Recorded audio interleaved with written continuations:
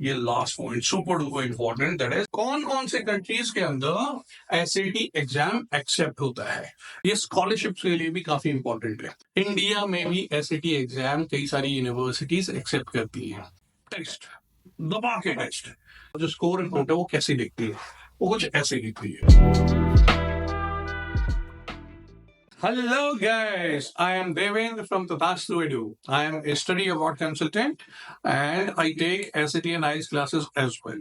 तो आज की इस वीडियो में हम डिस्कस करेंगे कि SAT एग्जाम क्या है, एग्जाम का स्ट्रक्चर क्या है, सिलेबस क्या है, फॉर्मेट क्या है और कहाँ कहाँ पे ये एग्जाम यूज होता है, किन स्टूडेंट्स को ये एग्जाम देना चाहिए, वो सारी चीजें हम इस वीडियो के अंदर डिस्कस करेंगे। ठीक है, चलिए स्टार्ट करेंगे। So the very first thing is actual में एसएटी है क्या। एसएटी एक स्टैंडर्डाइज टेस्ट है। स्टैंडर्डाइज टेस्ट का मतलब होता है जो एक सेट ऑफ स्टैंडर्ड्स को फॉलो करता है। जो स्टूडेंट यूएस में बैठा है या इंडिया में बैठा है उसको एक ही टाइप का एग्जाम आएगा, कोई डिफरेंट टाइप का एग्जाम नहीं आएगा, क्योंकि सेट ऑफ रूल्स पे ये एग्जाम चलते हैं जो भी स्टैंडर्डाइज टेस्ट होते हैं। तो SAT stands for scholastic assessment test.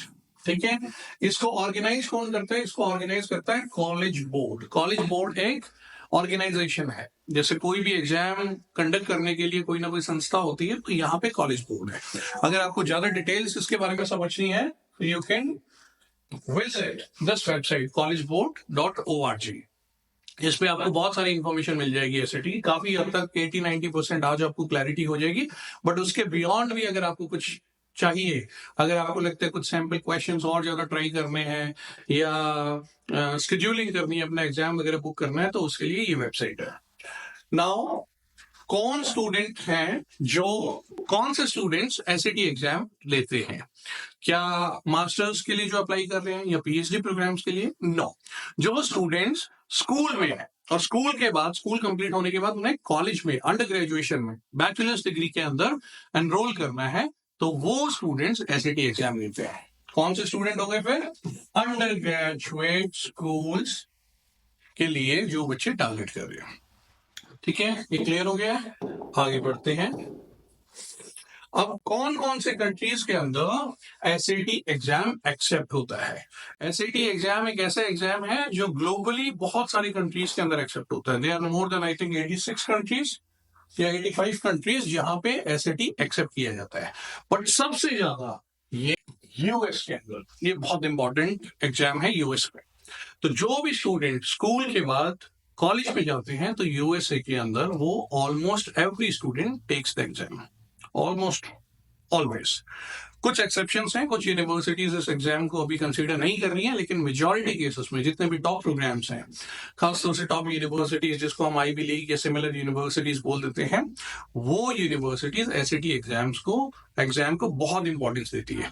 तो इसलिए आपको ये ध्यान रखना है कि अगर आपका प्लान यूएसए में स्टडी करने का है, वो भी सम टॉप यूनिवर्सिटी से, तो एसएटी एग्जाम को आपको प्रिपेयर करने के लिए पहले से ही प्लान करके चलना है। अब वो सारी प्रिपरेशन वगैरह के बारे में हम बात करेंगे, कैसा क्या होता है, कब करना चाहिए, लेकिन आपको ये रिसर्च अपनी स्टार्ट जरूर कर देनी चाहिए। तो यूएसए में यूज होता है। यूएसए तो ऑलमोस्ट आप मान के चलिए maybe 80% of the universities और maybe more than that consider this को। फिर यूएसए के बाहर भी बहुत सारी यूनिवर्सिटीज हैं जो एसएटी एग्जाम को या तो मैंडेटरी रखती हैं या कंसीडर करती हैं। मैंडेटरी का मतलब होता है कि आपको अगर उस यूनिवर्सिटी में, किसी XYZ यूनिवर्सिटी में अप्लाई करना है, तो आपको एसएटी एग्जाम सबमिट करना ही पड़ेगा। लेकिन कुछ यूनिवर्सिटीज बोलती है मैंडेटरी नहीं है, but they would consider the score, कि अगर आपने एसएटी एग्जाम लिया है और उसका स्कोर अच्छा है, तो आप अपनी एज ए प्रोफाइल बिल्डर, आप अपनी एबिलिटीज शोकेस करने के लिए एसएटी एग्जाम का स्कोर सबमिट कर सकते हैं। तो कहाँ कहाँ पे होता है ऐसा? यूके के अंदर होता है। यूके में भी अगेन जैसे top universities of Cambridge, Oxford, Imperial, इन सब में अगर अप्लाई करते हैं और वहां पे कंसीडर किया जाता है, तो वहां पे इवन अगर कोई स्पेस स्पेशली नहीं मिलता है तो still you can mention that in your SOP और एसेज। सिमिलरली कनाडा की कुछ यूनिवर्सिटीज हैं, वहां पे भी जैसे मैकगिल है, यूनिवर्सिटी ऑफ टोरंटो है, इन सारी यूनिवर्सिटीज में भी एसएटी एग्जाम का एक स्पेशल इंपॉर्टेंस होता है। ऑस्ट्रेलिया के अंदर भी आप बोल सकते हैं, सिंगापुर एंड इनफैक्ट इंडिया में भी एसएटी एग्जाम कई सारी यूनिवर्सिटीज एक्सेप्ट करती हैं। जैसे सोनीपत के पास हरियाणा में अशोका यूनिवर्सिटी है। और अगर इन सब की आपको डिटेल चाहिए कि इंडिया में कौन कौन सी यूनिवर्सिटीज एसएटी एग्जाम को एक्सेप्ट करती हैं, तो आप कमेंट्स में डालिए, कमेंट्स में मेंशन करिए whether you require that information और नॉट। तो उसके अकॉर्डिंग मैं एक आपको छोटा सा वीडियो बना के उसमें सारी लिस्ट दिखा दूंगा कि ये सारी इन सारी यूनिवर्सिटीज के अंदर ऐसे इंडिया में एसएटीज को एक्सेप्ट किया जाता है। ठीक है, तो बेसिकली ये एक ऐसे एग्जाम है जो आपके बहुत सारे रास्ते या बहुत सारे doors to different countries, different universities and programmes it opens it. तो ये बहुत इंपॉर्टेंट है कि अगर आप स्टडी अब्रॉड का प्लान कर रहे हैं तो इस एग्जाम को 1 या 2 साल पहले प्रिपेयर करना या इसके बारे में रिसर्च करना जरूर शुरू कर दें। चलिए नेक्स्ट, कौन से स्टूडेंट्स, अब जैसे स्कूल स्टूडेंट्स है बट कौन सी ग्रेड में और कौन से सब्जेक्ट वाले स्टूडेंट्स, क्या साइंस स्ट्रीम वाले ही स्टूडेंट एसएटी एग्जाम देते हैं या ह्यूमैनिटीज वाले भी दे सकते हैं, वो सारी चीजें इस स्लाइड में बात करते हैं। High school students seeking admission to undergrad programmes and scholarship. अच्छा, एक और चीज, जरूरी नहीं है ये एसएटी एग्जाम केवल एडमिशन के लिए ही होता है, ये स्कॉलरशिप के लिए भी काफी इंपॉर्टेंट है। स्कॉलरशिप कैसे मिलती है? स्कॉलरशिप के लिए कोई सेपरेट क्राइटेरिया नहीं होता है, आपकी ओवरऑल प्रोफाइल जो होती है वही, मोस्टली कुछ एक्सेप्शंस हमेशा होती है कि सेपरेट एप्लीकेशन आपको स्कॉलरशिप के लिए सबमिट करनी पड़ती है, बट मेजॉरिटी केसेस में आपकी ओवरऑल प्रोफाइल को ही देखा जाता है जिसमें एसएटी एक मेजर कंपोनेंट होता है। तो स्कॉलरशिप के लिए भी आपको एसएटी एग्जाम को कंसीडर करना चाहिए। अच्छा, अनदर थिंग, यहाँ पे एज की लिमिट नहीं है, कोई फिक्स एज नहीं है कि इस एज ग्रुप का स्टूडेंट की या इतनी मिनिमम एज होनी चाहिए वही एसएटी एग्जाम को लेगा। नो, स्टूडेंट्स किसी भी एज का, इवन लेट्स से कि अगर कोई ग्रेजुएट भी हो गया है, मास्टर्स या पीएचडी का स्टूडेंट है, वो भी ले सकता है, कोई एज की लिमिट नहीं है इसमें, बट उनके लिए सेंसिबल नहीं है, तो नॉर्मली ऐसा कभी होता नहीं है, ज्यादातर ये स्कूल स्टूडेंट्स ही इस एग्जाम को के लिए प्लान करते हैं। बट टिपिकली 10, 11, 12 ग्रेड के जो बच्चे होते हैं, मोस्टली आपको 11th और 12th ग्रेड के बच्चे नजर आएंगे, लेकिन जो सीरियस कैंडिडेट्स होते हैं जिनको क्लैरिटी है कि हम स्टडी अब्रॉड के लिए, यूएसए में पढ़ाई के लिए या जो भी टॉप यूनिवर्सिटीज हैं उनको डेफिनेटली कंसीडर करना है, तो ऐसे केस के अंदर बच्चा 10th ग्रेड में, या कुछ एक्सेप्शनल केसेस में मैंने देखा 9th ग्रेड में भी बच्चे स्टार्ट कर देते हैं। ठीक है, next, students from all the streams. अब एक बड़ा मिसकंसेप्शन या मिथ होता है, मेजॉरिटी, अब आई डोंट नो कि ये कहां से आता है, बच्चे ऐसा क्यों एज्यूम करते हैं कि जो बच्चे एसएटी एग्जाम के लिए प्लान करते हैं वो ज्यादातर साइंस बैकग्राउंड के होते हैं। ऐसा बिल्कुल भी नहीं है।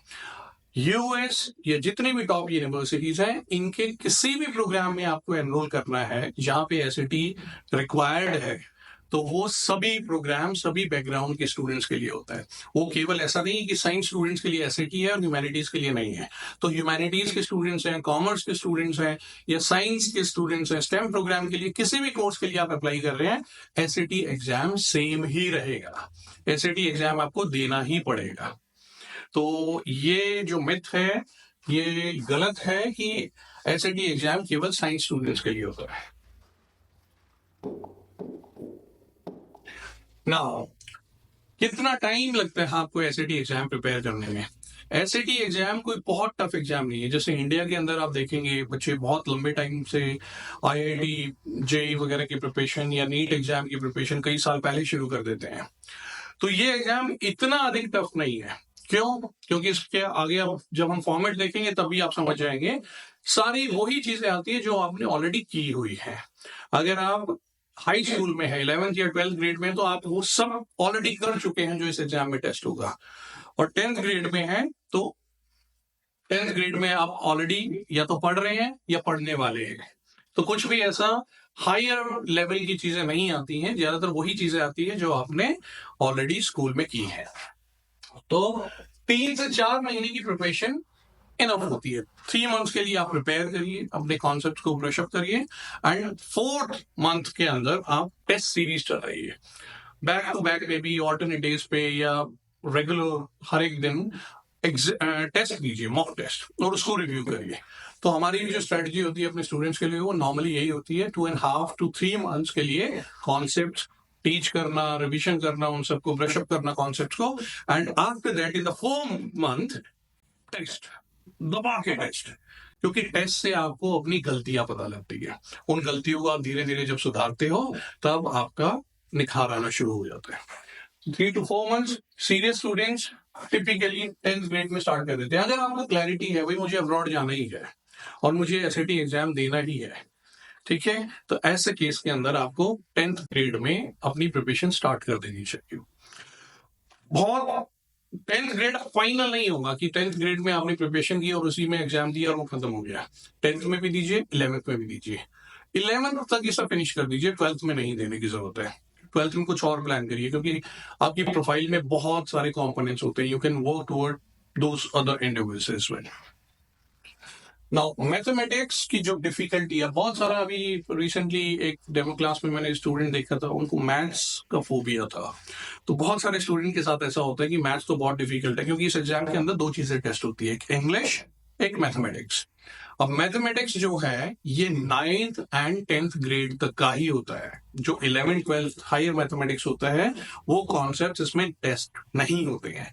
तो बहुत ही बेसिक लेवल की मैथमेटिक्स होती है। बेसिकली मैथ्स में भी ये ज्यादा लॉजिक पे फोकस करता है, डेटा पे फोकस करता है कि आप डेटा को अंडरस्टैंड करते हैं, उससे कुछ यूजफुल इंफॉर्मेशन निकाल सकते हैं, वो सारा बेसिक मैथमेटिक्स वाली चीजें यूज होगी।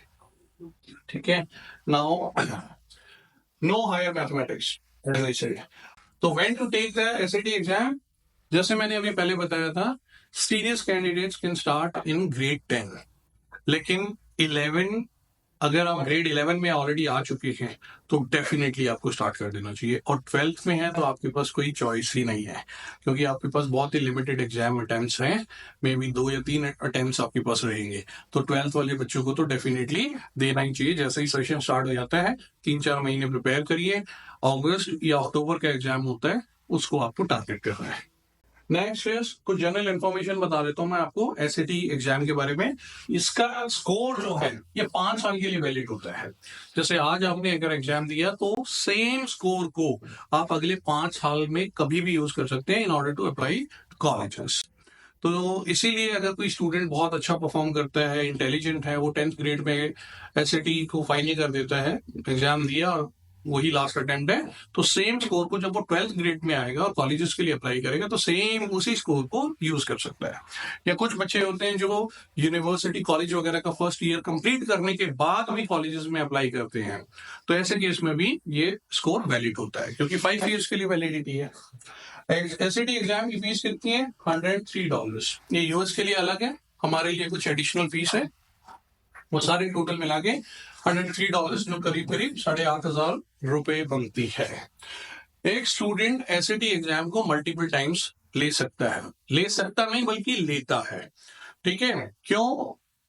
क्योंकि एसएटी एग्जाम का जो हाईएस्ट स्कोर है आप वो कॉलेजेस को सबमिट करते हैं, और वो अथॉरिटी या वो प्रिविलेज आपके पास होती है कि आपको कौन सा स्कोर कॉलेजेस को सबमिट करना है।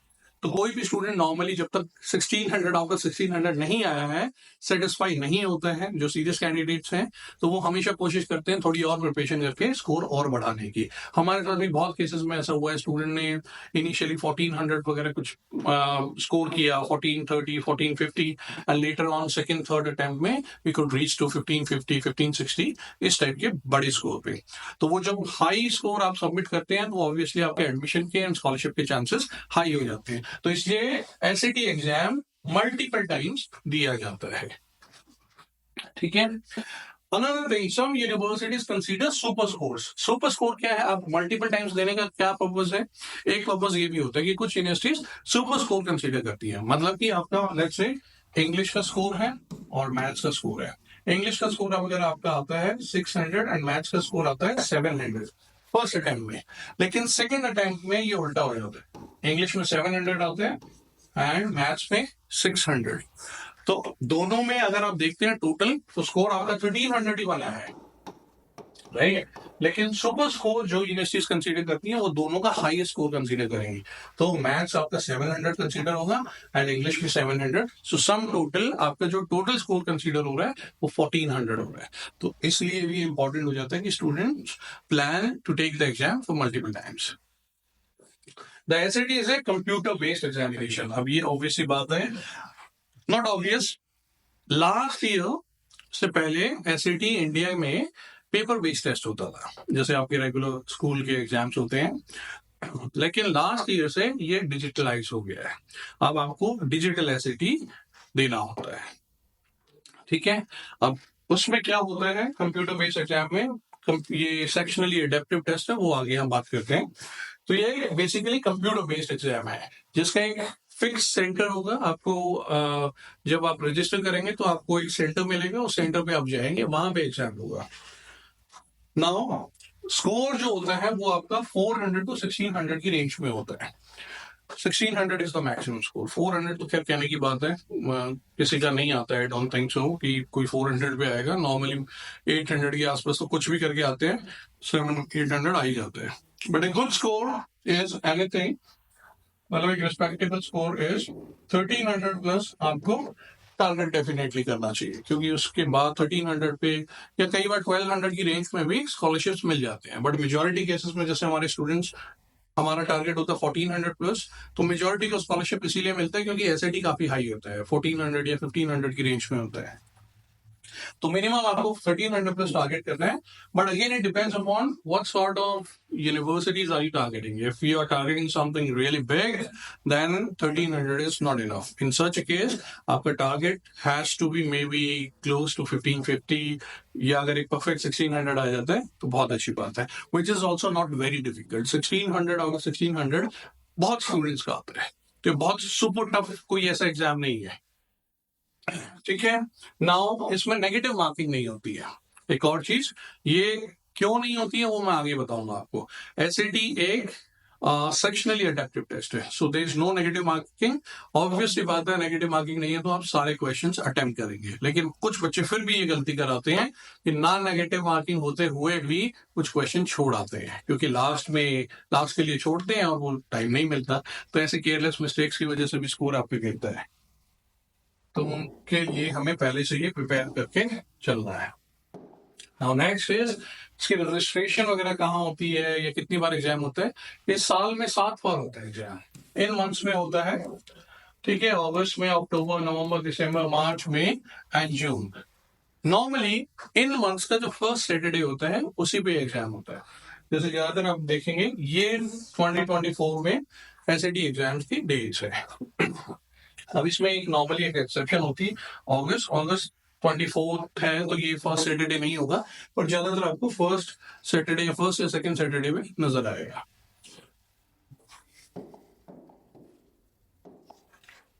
नेक्स्ट इज रजिस्ट्रेशन कैसी होगी, ये मैंने आपको शुरू में ही बताया था कि कॉलेज बोर्ड की जो वेबसाइट है, सारी इंफॉर्मेशन आपको यहीं पे मिलेगी और यहीं से आपको रजिस्टर भी करना होगा एग्जाम के लिए। रजिस्ट्रेशन नॉर्मली 2 महीने पहले स्टार्ट हो जाती है एग्जाम की डेट से, और 1 महीना पहले खत्म हो जाती है। तो नॉर्मली आपको 1 महीने की विंडो मिलती है, तो उस दौरान आपको अपना एग्जाम के लिए रजिस्टर करना है। ये दोनों पॉइंट इसी में मैंने आपको बता दिया है। लेट रजिस्ट्रेशन मतलब कि अगर एग्जाम 1 मई को है तो 1 अप्रैल को आपको रजिस्ट्रेशन क्लोज हो जाती है। लेकिन अगर उसके बाद अगर आप लेट हो गए, कोई रीजन से नहीं कर पाते हैं, तो आप लेट फी पे करके रजिस्टर कर सकते हैं। वो ऑप्शंस भी अवेलेबल है, लेकिन ऑब्वियसली उसमें आपको एक एडिशनल चार्जेस देने होंगे। अब ये सेंटर्स क्या है, जैसे हम लोग अब दिल्ली से हैं, तो दिल्ली में आसपास कौन कौन से सेंटर्स हैं, ये आपको कुछ सेंटर्स हमने यहाँ पे मेंशन किए हुए हैं। चाणक्यपुरी के 2-3 सेंटर आई थिंक, पुष्प विहार 2 चाणक्यपुरी के हो गए, गुड़गांव एंड गुड़गांव 3 गुड़गांव के हो गए। तो ऐसे आपको सेंटर्स होंगे अगेन। लेकिन इसमें क्या होता है, जैसे मैंने बताया 2 महीने पहले एग्जाम की डेट्स ओपन हो जाती है, तो जितना अर्ली आप अप्लाई करते हैं या रजिस्टर करते हैं, तो आपके पास सारे सेंटर्स की चॉइसेस ओपन होती है, पर जैसे जैसे समय बीतता है कि 1-2 महीने की जगह अब 1.5 महीना रह गया या फिर बिल्कुल 1 महीना रह गया, तो लास्ट में आपको सेंटर्स अपनी चॉइस के नहीं मिलेंगे, जो भी इनमें से अवेलेबल होगा वो मिलेगा। और कई बार होता है कि वो आपकी रेजिडेंस से काफी दूर है, और एग्जाम क्योंकि मॉर्निंग में होता है तो कई बच्चों को फिर थोड़ा सा सुबह सुबह स्ट्रेस हो जाता है कि 50, 60, 70 किलोमीटर ट्रेवल करके जाना है। तो इसलिए आप अगर प्लान कर रहे हैं तो इसको अर्ली प्लान करिए। जब जैसे ये ओपन होता है, आपने डिसाइड कर लिया तो रजिस्टर कर दीजिए, राइट। हाँ भाई, तो एग्जाम का फॉर्मेट क्या है डिजिटल एसएटी का? देखिए, जैसे मैंने बताया था, इसमें 2 पार्ट हैं, इंग्लिश एंड मैथ। तो एक हमारा हो गया इंग्लिश का सेक्शन, एक हो गया मैथ का सेक्शन। अब इंग्लिश में आपको 2 मॉड्यूल आएंगे। मॉड्यूल का मतलब क्या है? Some set of questions. तो इंग्लिश में आपके टोटल 27 क्वेश्चंस आपको पहले आएंगे। अब वो 27 क्वेश्चंस जो होंगे वो एक सेट है। उस 27 क्वेश्चंस में आप आगे पीछे कहीं पे भी नेविगेट कर सकते हैं। इसका मतलब क्या हुआ? लेट्स से कि आपने फर्स्ट क्वेश्चन अटेम्प्ट किया, सेकंड, थर्ड, फोर्थ, फिफ्थ। अब फिफ्थ नहीं समझ आ रहा है तो आप जंप करके 6 पे जा सकते हैं, 7, 8, 9, फिर वापस से 5 पे आ सकते हैं। ठीक है।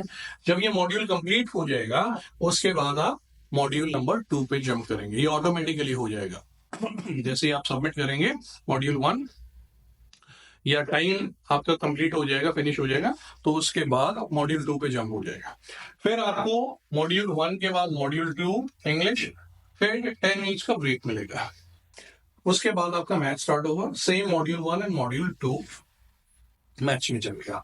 अब इसमें ये जो 2 क्वेश्चन मैंने 25+2 का मतलब ये है, 2 क्वेश्चन इनमें एक्सपेरिमेंटल होते हैं। सॉरी, एक्सपेरिमेंटल क्वेश्चन का मतलब है कि कोई 2 क्वेश्चन ऐसे आएंगे जो आपके स्कोर के टुवर्ड कुछ भी कंट्रीब्यूट नहीं करेंगे। उसे गलत करोगे, ठीक करोगे, डजंट मैटर, बट आपको पता नहीं लगेगा कि वो 2 क्वेश्चंस कौन से हैं। तो ये बेसिकली जस्ट एक इंफॉर्मेशन है, आपकी प्रिपरेशन में या आपके एग्जाम लेने की स्ट्रेटेजी में इससे कोई फर्क नहीं पड़ता है, क्योंकि आपको पता ही नहीं लगेगा कौन से 25 रियल क्वेश्चन है और 2 एक्सपेरिमेंटल है। लेकिन क्योंकि ये बहुत सारी बुक्स में या आर्टिकल्स में लिखा होता है, बच्चे कंफ्यूज हो जाते हैं, ये 25 होंगे या 27 होंगे, इसलिए मैंने आपको इसका एक्सप्लेन किया है। सिमिलरली यहाँ पे मैथ्स में आपके 22 क्वेश्चंस होते हैं और उसमें भी एक्चुअल 20 होंगे एंड 2 एक्सपेरिमेंटल क्वेश्चंस होंगे, सेम 2 मॉड्यूल्स होंगे। टाइम कितना होगा? इंग्लिश के अंदर आपको दोनों मॉड्यूल 32 मिनट्स के होंगे और मैथ्स आपका 35 मिनट्स का होगा।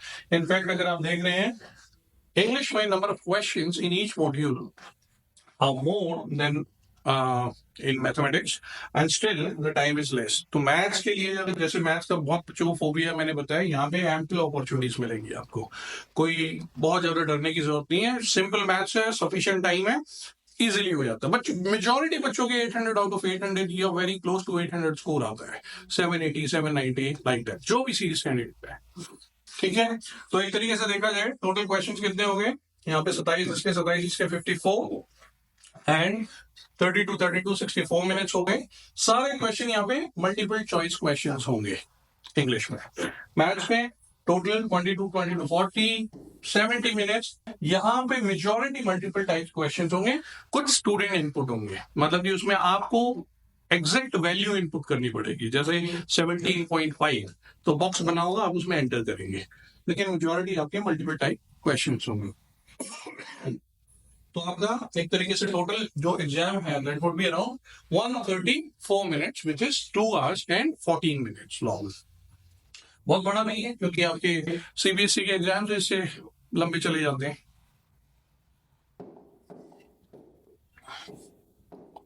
Next is sectional adaptive. अब सेक्शनल अडेप्टिव एग्जाम क्या होता है? सेक्शनल अडेप्टिव में पहली चीज जैसे हमने बात की थी एसएटी, इसमें कोई नेगेटिव मार्किंग नहीं है, राइट।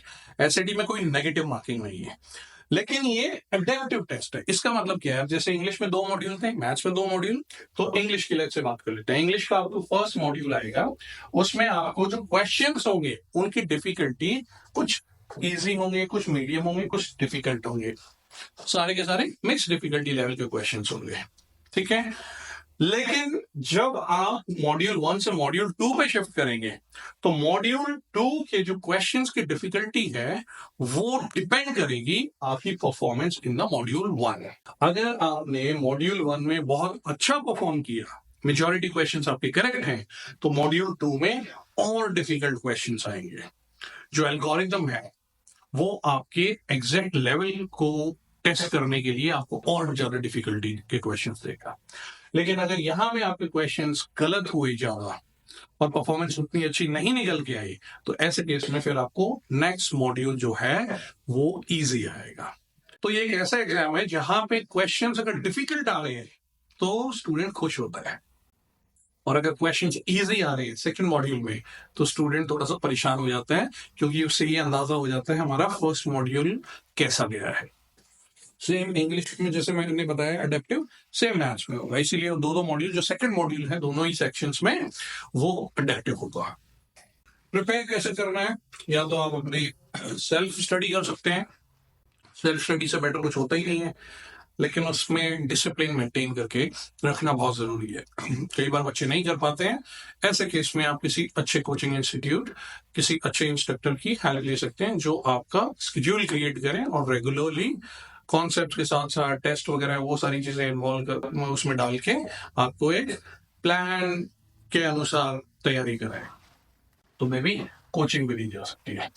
ठीक है।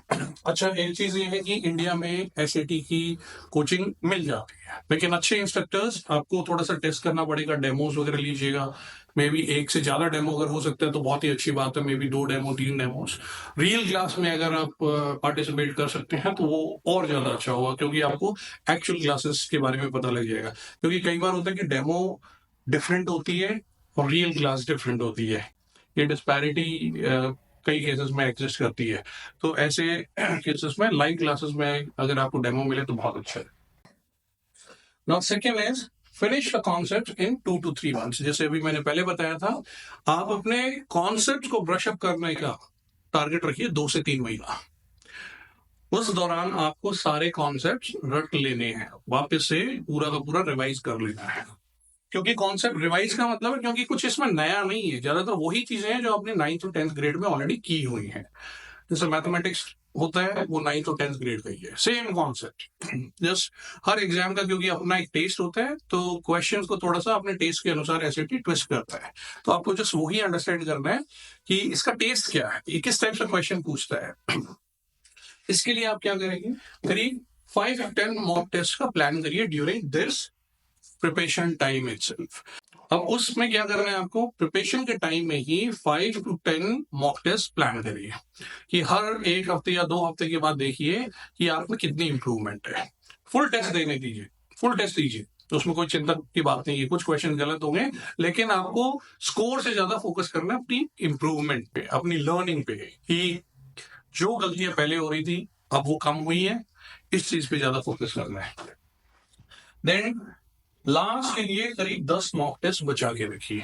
जैसे मैंने 2 to 3 मंथ्स की प्रिपरेशन बोली है, 4th मंथ जो लास्ट मंथ होगा उसमें करीब 10 से 15 मॉक टेस्ट आपको देने ही देने, ऑल्टरनेट डेज पे डेली मॉक, या तो डेली हो जाए अगर 30 टेस्ट दे पाओ, वो नॉर्मली हो नहीं पाता है क्योंकि स्कूल वगैरह भी होता है, लेकिन 10 से 15 टेस्ट आपको जरूर देने हैं लास्ट में।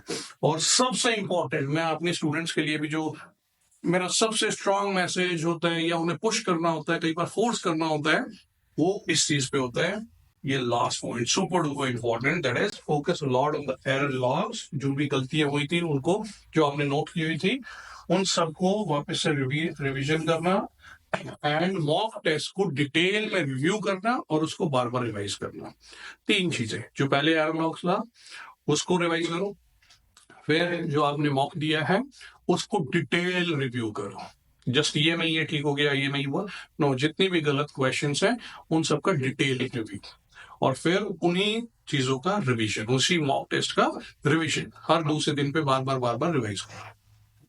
नाउ आपकी एक्चुअल एसएटी एग्जाम के बाद जो स्कोर रिपोर्ट है वो कैसी दिखती है, वो कुछ ऐसे दिखती है। आपका स्कोर जैसे यहाँ पे ये है हमारा एक स्टूडेंट अक्षत 1550, बड़ा बड़ा लिखा आएगा। उसके बाद आपके सेक्शन स्कोर दिखाई देते हैं, जैसे 750 का स्कोर है इंग्लिश का, 800 मैथमेटिक्स का, 800 आउट ऑफ 800। उसके बाद और ज्यादा डिटेल में भी आपका कि जो सेक्शनल स्कोर है आपका इंग्लिश का, उसमें रीडिंग का कितना है, राइटिंग का कितना है, फिर मैथ्स का अपना कितना है, फिर इसको क्रॉस टेस्ट स्कोर या सब स्कोर्स का डिवीजन वगैरह भी आता है। और ये केवल फर्स्ट पेज है, ये एक लंबी रिपोर्ट होती है 2-3 पेज की, वहां पे आपको और सारी चीजें भी अपने स्कोर के बारे में दिखाई देते हैं। ऐसे you can see that. So these are some of the students. वैसे तो ये बहुत बड़ी लिस्ट है, लेकिन आपकी स्कोर रिपोर्ट कुछ ऐसे दिखती है। तो ये था general information about the SAT exam. अगर इसके बियॉन्ड आपको एसएटी के बारे में कुछ जानना है तो कमेंट्स में लिख के बताइए, I definitely make a video on that.